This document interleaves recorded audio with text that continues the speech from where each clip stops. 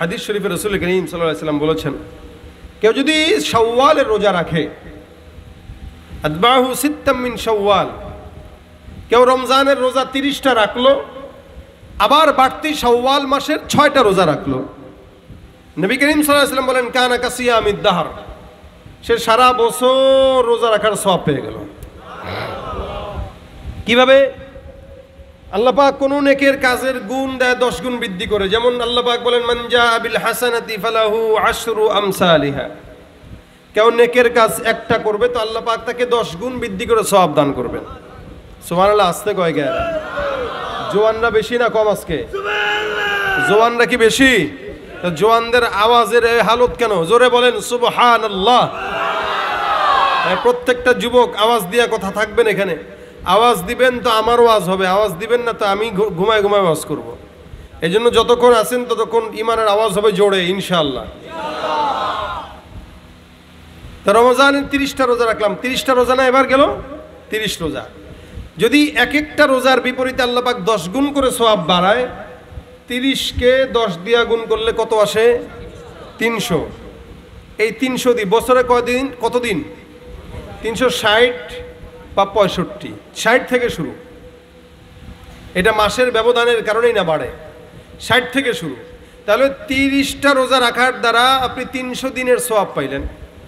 আর শাওয়ালের 6 রোজাকে যদি আবার 10 দিয়া গুণ দেন তাহলে হয় কয়টা? 60টা। তার নবী বলেন কেউ যদি রোজার মাসের 30 রোজাও রাখলো, আবার 6 রোজাও শাওয়ালের রাখলো, তোর গুণ 10 দিয়া দিলে 36টা রোজার গুণ 10 দিলে 360, মানে সে সারা বছর রোজা রাখার সওয়াব পায়। আচ্ছা বলেন তো, এই রমজানে কি রোজা রেখে আপনাদের কষ্ট হয়েছে? এক বিন্দু কষ্ট হয়নি, কারণ আবহাওয়া এত সুন্দর ছিল। আলহামদুলিল্লাহ, আল্লাহ পাক আমাদের জন্য রোজাকে অনেক সহজ করে দিয়েছেন। এখনো আবহাওয়া সুন্দর আছে। আজকে সারাদিন বৃষ্টি বৃষ্টি ভাব কিন্তু হয় নাই। এই যে সুন্দর আবহাওয়ায় রোজা রাখা অনেক সহজ। কেউ যদি শাওয়ালের রোজা রাখেন তো সারা বছর রোজা রাখার সওয়াব পাইলেন। ক্ষতি আছে? লস আছে? কি হবে? লাভ না? লাভের উপরে লাভ। আপনি সারা বছর না রেখাও সওয়াব পেয়ে গেলেন, আলহামদুলিল্লাহ। এখন নিয়ত করেন এ রমজানের 30 রোজার পাশে বাকি 6টা শাওয়ালের রোজাও রাখবো ইনশাআল্লাহ। যে এই ব্যক্তি 30টার ভিতরে 30 দিনের 10টাই রাখে না, হে আবার শাওয়ালের রোজা রাখবে কেমনে? তাদের জন্য না, যারা 30টাই রেখেছেন তাদের জন্য নিয়ত করবেন ইনশাআল্লাহ। আমি নিয়ত করছি ইনশাআল্লাহ রাখবো, আপনারাও রাখবেন। 6 দিন দেখবেন এমনি চলে গেছে। ভেঙে ভেঙে রাখেন, সপ্তাহে 2টা রাখেন। সপ্তাহে 2টা কেন রাখবেন? কারণ নবী করিম সাল্লাল্লাহু আলাইহি ওয়াসাল্লাম সপ্তাহে 2 দিন রোজা রাখতেন। কি বার? সোমবার আর বৃহস্পতিবার। কেন রাখতেন? রাসূল বলেন আল্লাহ পাকের কাছে এই 2 দিন আমলনামা পেশ করা হয়। সোমবার আর বৃহস্পতিবার আল্লাহ পাকের কাছে বান্দার আমলনামা পেশ করা হয়। সুবহানাল্লাহ। রাসূল বলেন আমি এই কারণে সপ্তাহের 2 দিন রোজা রাখি যাতে করে আল্লাহর কাছে আমি রোজাদার হিসেবে উপস্থাপন হই। সুবহানাল্লাহ। তাহলে আপনি আজকে থেকে শুরু করে নিয়ত করে, আজকে শনিবার, রবি, সোমবারে একটা, বৃহস্পতিবারে একটা, পরের সপ্তাহে সোমবারে একটা, বৃহস্পতিবারে একটা, পরের সপ্তাহে সোমবারে একটা, বৃহস্পতিবারে একটা। 6টা রোজা যদি আপনি প্রত্যেক সপ্তাহে সোমবার আর বৃহস্পতিবারে রাখেন তাহলে রসুলের ওই রোজা সোমবার আর বৃহস্পতিবারের সঙ্গেও মিলে গেল, শাওয়ালের রোজাও হয়ে গেল।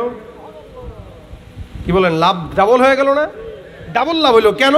মানে রসুলের শাওয়ালের রোজা রাখার আমলও হইল, আবার সোম আর বৃহস্পতিবার রসুল যে আলাদা রোজা রাখতেন ওইটার উপরেও কি হইল? আমল হইল। এছাড়াও পাশাপাশি নবী করিম সাল্লাল্লাহু আলাইহি ওয়াসাল্লাম প্রত্যেক মাসের, আরবি মাসের 3 দিন রোজা রাখতেন। বলেন তো কোন তারিখ? আরবি মাসের 13, 14, 15। এই 3 দিন নবী করিম আরবি মাসে রোজা রাখতেন। এটাকে বলা হয় আইয়ামে বীদের রোজা।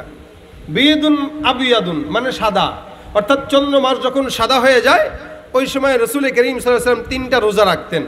আপনারা যদি কেউ চান, যারও যদি সামর্থ্য থাকে, অনেকে আছে ডাক্তারের কথা অনুযায়ী খাওয়া বাদ দেয় কিন্তু রোজা রাখে না, অথচ রোজা রাখলে কিন্তু ডাক্তারের কথাও মানা হয়, রাসূলের সুন্নত আদায় হয়ে যায়।